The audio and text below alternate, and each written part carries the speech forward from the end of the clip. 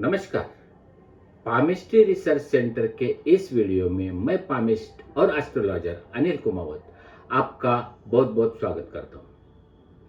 दोस्तों, आज हम जिस टॉपिक पर ये वीडियो रिकॉर्ड करने जा रहे हैं वो है महाराष्ट्र विधानसभा चुनाव का ज्योतिष शास्त्र और अंक शास्त्र के अनुसार चुनावी विश्लेषण।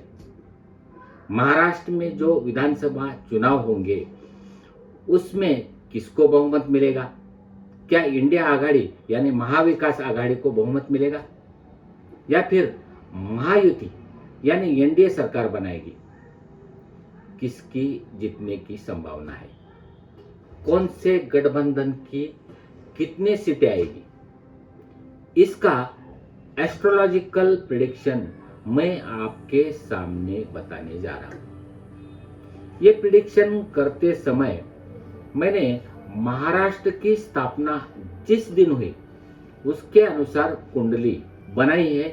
कांग्रेस की स्थापना हुई वो कुंडली, बीजेपी की कुंडली, शिवसेना, राष्ट्रवादी, इन सभी की कुंडली और इसके साथ ही देवेंद्र फडणवीस, उद्धव ठाकरे, शरद पवार, एकनाथ शिंदे और अजित पवार, इन सभी कुंडलियों का एनालाइज करके ये प्रेडिक्शन मैं आपके सामने रख रहा हूं। ये बाजू में जो कुंडली दिख रही है वो महाराष्ट्र राज्य की स्थापना जिस दिन हुई उसके अनुसार निकाली गई है।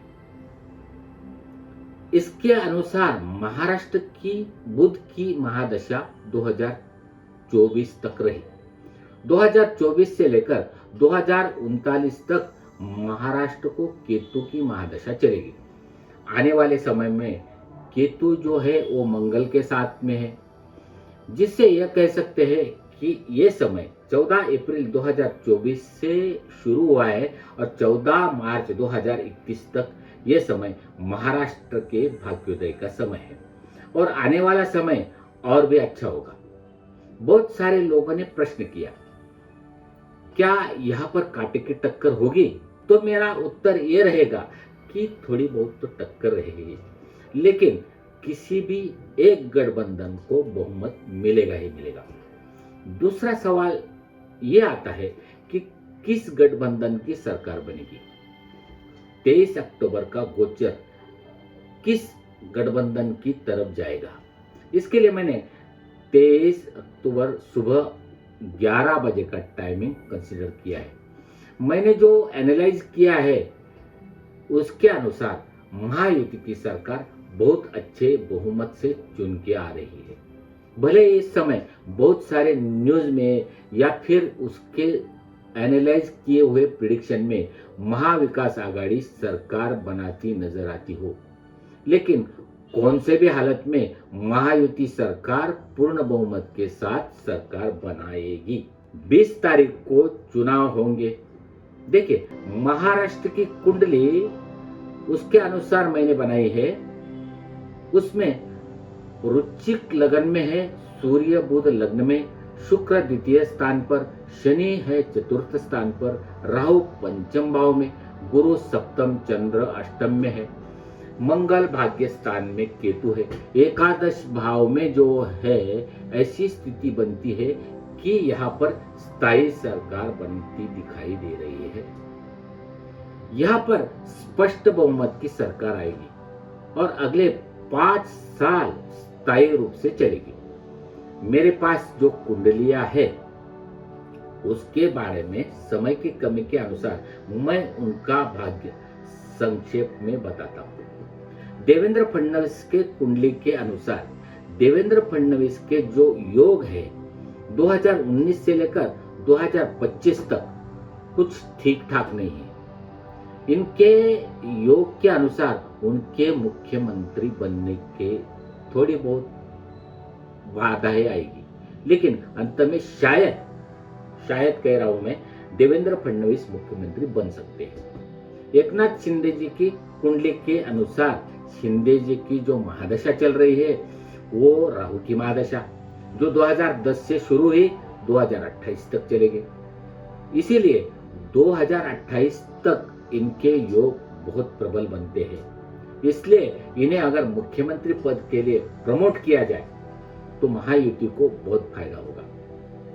अजित पवार जी की कुंडली इस समय इतनी पावरफुल नहीं है, लेकिन महायुति गठबंधन की वजह से वो कैसे वैसे संभल जाएंगे। दूसरी तरफ हम महाविकास आघाड़ी की तरफ देखते हैं तो शरद पवार जी की स्थिति डाउन जाएगी और उद्धव जी की शिवसेना भी डाउन जाएगी।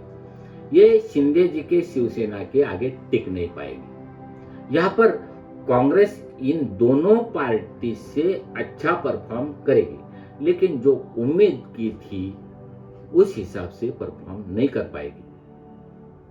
अंकशास्त्र के हिसाब से अगर देखा जाए तो 23 नवंबर अगर हम अंकशास्त्र के हिसाब से काउंट करें तो 2 और 3 5 होते हैं। तो 5 अंक जो है वो महायुति गठबंधन को ज्यादा फेवर करता है। चलिए कौन से पार्टी को कितने सीटें मिलती है ये देखते हैं।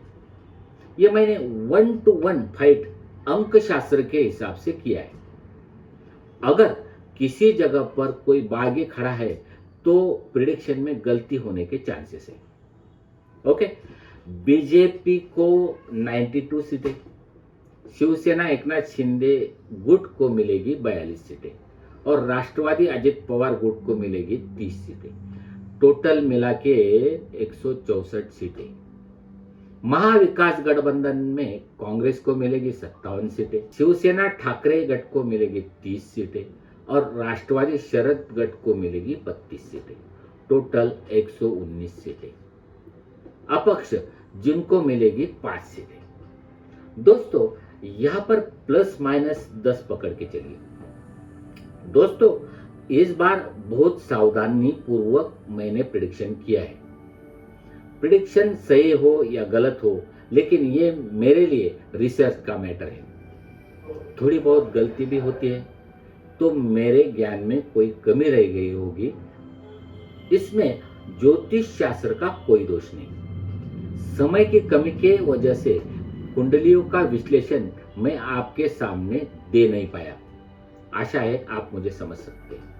दोस्तों अगर आपको ये वीडियो पसंद आई हो तो इस वीडियो को लाइक कीजिए, सब्सक्राइब कीजिए, अपने दोस्तों को शेयर कीजिए ताकि हमारी हर वीडियो आपके पास सबसे पहले पहुंच सके। बहुत बहुत धन्यवाद।